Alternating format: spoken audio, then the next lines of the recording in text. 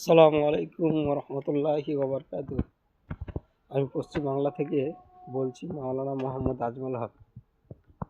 আমরা রিসার্চ করে দেখেছি বা আমরা ম্যাক্সিমাম লোকের সঙ্গে কথা বলেও দেখেছি যে আমাদের পশ্চিমবাংলায় বিশেষভাবে যে সমস্ত মানুষদের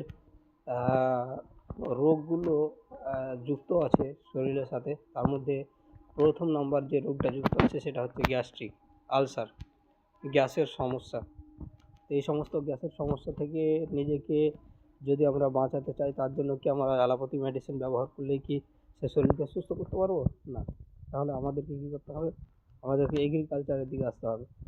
আমরা যে সমস্ত শাক সবজি এছাড়া বিভিন্ন যেই খাবারগুলো আমরা খাই, সেই সমস্ত খাবারকে আমাদের সার দিয়ে, রাসায়নিক সার দিয়ে সেগুলো উৎপন্ন করা হয়। কারণ জনসংখ্যা বেশি, তো জনসংখ্যা বেশি হলে তো জনসংখ্যাকে খাবার যথেষ্ট পরিমাণে দিতে হবে। তার জন্য রাসায়নিক সার ব্যবহার করলে শরীরের না আর আপনার ফসল উৎপন্ন বেশি হবে। তাই শরীরকে সমস্ত মানুষের শরীরকে সুস্থ রাখার জন্য রাসায়নিক সার কী করে? ক্ষতি করে।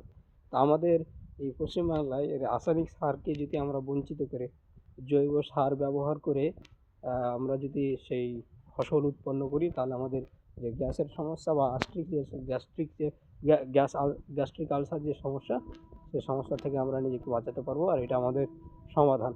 তাই পশ্চিমবাংলার সমস্ত যুবকদের ভাইকে বলবো, কৃষক বন্ধুদেরকে বলবো, আপনারা রাসায়নিক সারকে বঞ্চিত করে জৈব সার ব্যবহার করার চেষ্টা করুন। কারণ ওটা আগে গোবর দিয়ে, গরুর গোবর, মহিষের গোবর, তারপর আপনার মানুষের পায়খানা, সমস্ত জিনিস আপনার জমিতে দিয়ে ফসল উৎপন্ন করা হতো। মানুষ কতদিন বাঁচত? 100 বছর, 120 বছর, 90 বছর, 80 বছর বাঁচত। আর আমরা এখন এত vitamin V, vitamin C, vitamin grade, কত রকম কী জিনিস ব্যবহার করছি না? তারপরও কিন্তু আমরা আজকে 60 বছরের উপরে যেতে পারছি না। আমাদের গাল বসে যাচ্ছে, চোখ বসে যাচ্ছে, মুখ বসে যাচ্ছে। হ্যাঁ, আমরা কত টাকা খরচ করি শরীরের পিছনে, তারপর আমাদের শরীর সুস্থতার মধ্যে আসে না। তার একটাই উপায়, সেটা হচ্ছে আমাদের খাবারে ভেজাল আছে। আমাদেরকে খাবার ভেজাল থেকে বঞ্চিত হতে হবে। তা এই ছিল আজকের টিপস। আপনারা সবাই সুস্থ থাকবেন, ভালো থাকবেন, আমার জন্য দোয়া করুন। এখন পর্যন্ত যারা আমার চ্যানেলটি সাবস্ক্রাইব করেননি, আপনারা চ্যানেলগুলো সাবস্ক্রাইব করে আপনার বন্ধুদেরকে শেয়ার করে দিবেন এ ধরনের ভিডিও পেতে। আগামী দিনে ইনশাআল্লাহ তাআলা আপনাদেরকে শরীর নিয়ে এবং সামাজিক উন্নতি নিয়ে কিছু আলোচনা করব, যেগুলো সমাজের কাজে লাগবে, আপনার শরীরের কাজে লাগবে। ভালো থাকবেন, সুস্থ থাকবেন। আসসালামু আলাইকুম।